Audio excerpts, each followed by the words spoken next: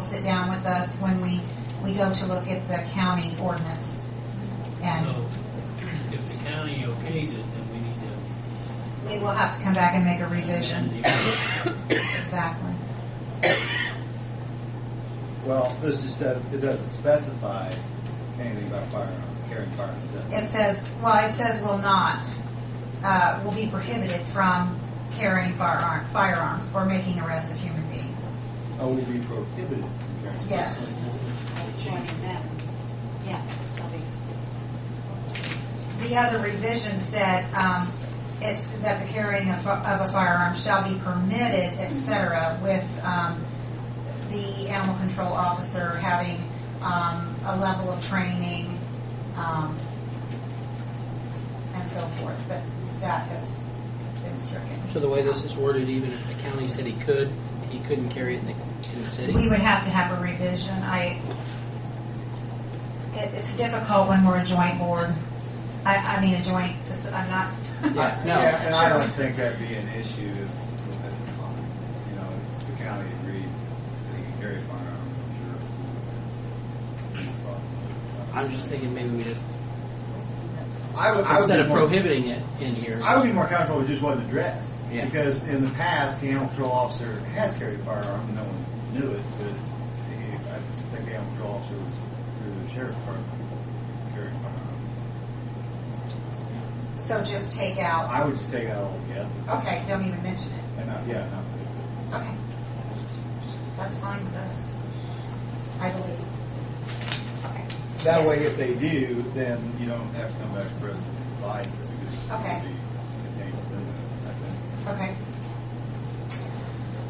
Number 2, section 9002, dog and cat control. Number A. Laura, can I back up just a second? Yes, On yes. E, the first sentence, the power to enter private real property in pursuit of an animal to enforce this chapter. So that's stating that the animal warden can enter someone else's property without permission. In pursuit of an animal that has been off the property. Yes. Does the council understand that?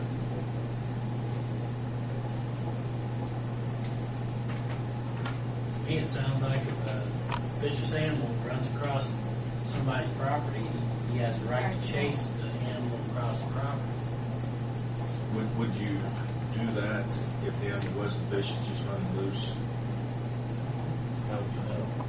Yeah, how would you? How would you know? I mean, the only thing you're going off of is your calls, and unless you've had numerous calls on the same animal. I think basically we're looking out for the safety of the citizen. Right. More than anything. There would really be no way to apprehend a dog in the city limits without going on someone's property. Not just supposed to drive in the street or on the sidewalk. Right. I mean, that would. But if you strike letter E out of the whole thing anyway, then it's not worded that way anyway.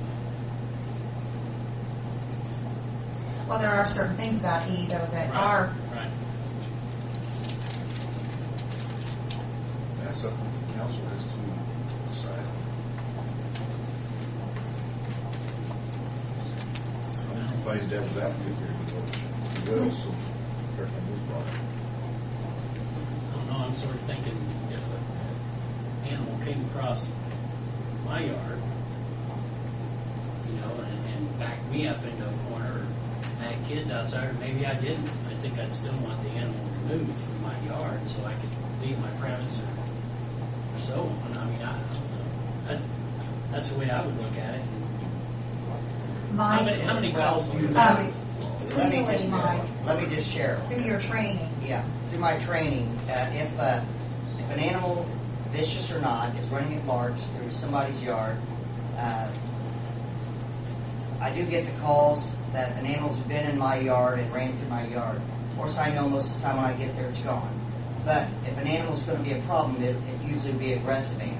One that'll stand his ground in somebody else's yard. And if that's the case and he's not willing to leave another person's yard, yes, I go there and I will apprehend that animal. And there's no problem because that person is asking me to remove this stray animal that's in their property. Now, when the animal goes back to the owner's property, that's kind of what this is about. When the animal goes back to the owner's property, we have a statement in there that says, if that animal is running at large and it goes to the animal's property and it's not restrained, and the owner is not home and not there to restrain the animal, and the animal is aggressive, then I have the right to go in and remove that animal, because there is no one to keep that animal contained. And if I don't, that animal will leave and go back on somebody else's property again. But if the owner is home and he's restraining the dog, it left the property, came back, and he got a hold of it and restrained it, no, I wouldn't take it from him. He'd get a heck of a lecture from me, but no, I would not take the dog from him. Worst case scenario, it's a gentle dog, it's running loose, you see somebody's called, whatever, you stop your truck, you get out, you head for the dog thinks some strange man's after me and runs back home to its yard. You go into the yard after the dog, and the homeowner comes out and says, what are you doing with my dog? Right, exactly, and that's happened many a time. Then I'll tell him, your dog's been running at large. There is a state and city ordinance prohibiting the running at large of animals, that all animals must be contained in their owner's premises, on their property by the owner. That's a state and a city ordinance law. And I tell them that, and then I request that they do whatever measures needed to keep that animal contained on their property. And usually they abide by that, because they know it's not only a city ordinance but a state violation. What if the owner's not home?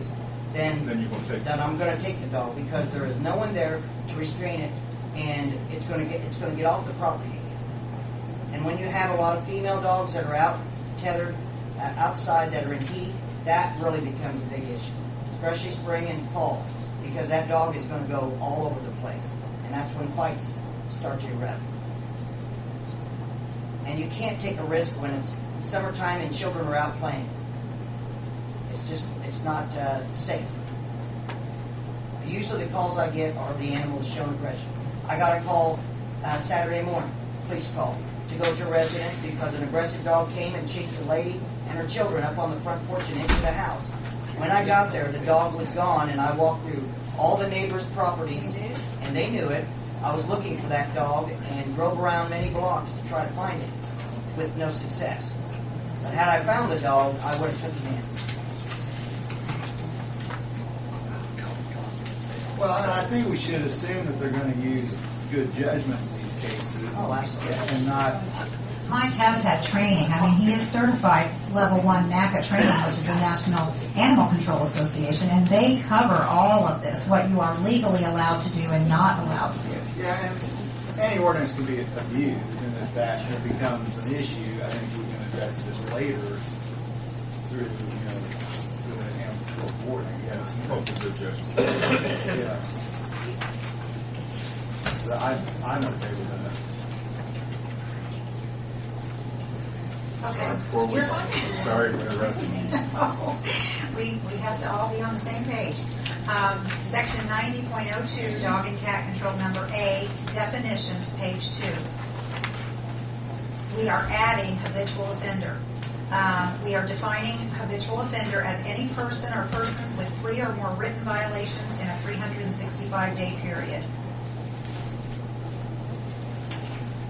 And that will go back to, let's see, it's under fines, fees, and penalties.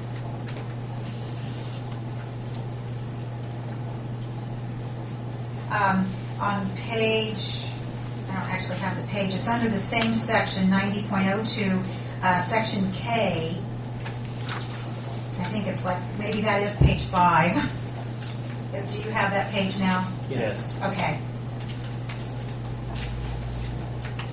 Page 6. K, fines, fees, and penalties, number 4. The Animal Control Board may declare a person a habitual offender, and that person or owner is subject to A, having the animals immediately confiscated by the animal control officer, and of course that has to be with a warrant, and B, and or B, a notice of violation of $250 for each violation, and or C, declaration by the Animal Control Board that the person or owner shall not own, keep, or harbor any animal within the municipal city limits.